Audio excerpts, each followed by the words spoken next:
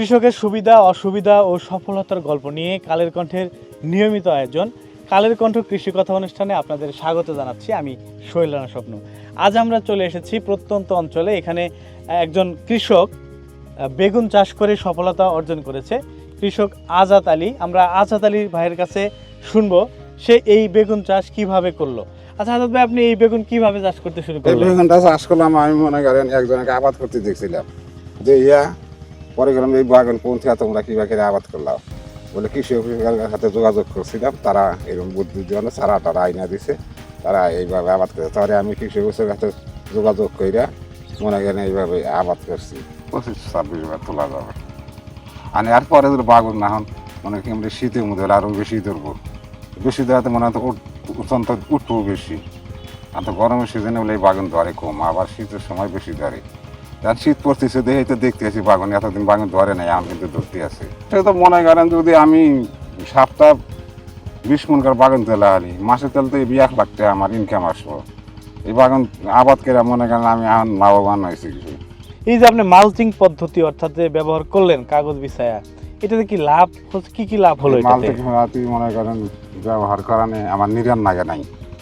ওই সার মনে করেন প্রথমে একবার দিয়ে দিয়েছিলাম, ওই সারেই আছে, পানি দেয় না। এই মধ্যে একটা হ্যাঁচ দিয়েছি, আমাদের আর হ্যাঁচটা দিইনি। মানে গাছও দেয় না, এক মাথা গেড়ে গেছে গাছ চাই। মালচিং ফুলারে যাওয়া নিরান করার লাগে না, গাছ হয় না কিছু না, এটা সুবিধা। কামলা পাচ্ছি।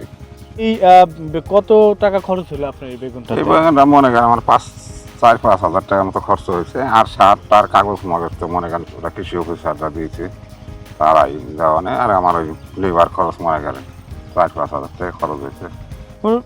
এই লাউ বেগুন যদি কেউ চাষ করতে চায়, তরুণ উদ্যোক্তা, তাহলে তাদেরকে আপনি কি বলবেন?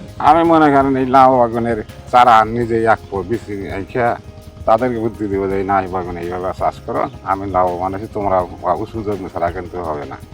যেখানে পানি জমা তো ওখানে কিন্তু ওই লাউ বাগান হয় না। পরামর্শ তুমি যে এই বাড়ি বাগানে আবাদ করাতে লাভ আছে, সবাই মিলা করো, উঁচু জমি না করো, দুপার জমি যেখানে পানি জমা তো ওখানে হবে না। তাই সারা আল্লাহ দিলে বাঁচা হয়, তা আমি নিজেই রাখবো, দরকার বলে আমার কাছে সারা নিতে পারবে। আমাদের সাথে রয়েছেন রাজীবপুর উপজেলার উপসহকারী কৃষি অফিসার জনাব আনোয়ার হোসেন।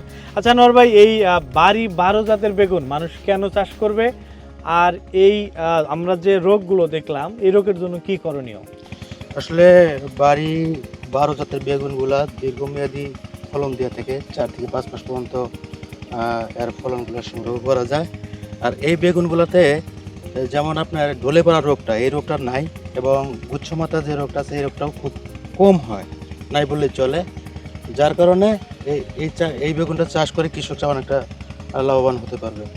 আর আমরা এখানে এই আমাদের এক প্রকল্প এসএসইউ প্রকল্প থেকে আমরা এখানে একটা প্রদর্শনী করছি। আমাদের হাত থেকে কৃষকরা যাতে নিরাপদ সবজি পায় সেজন্য আমরা এই মাঠে সেক্স ফেরোমনের ব্যবহার করছি, এবং অন্যান্য পোকার জন্য আমরা হলুদ ফাঁদের ব্যবহার করছি।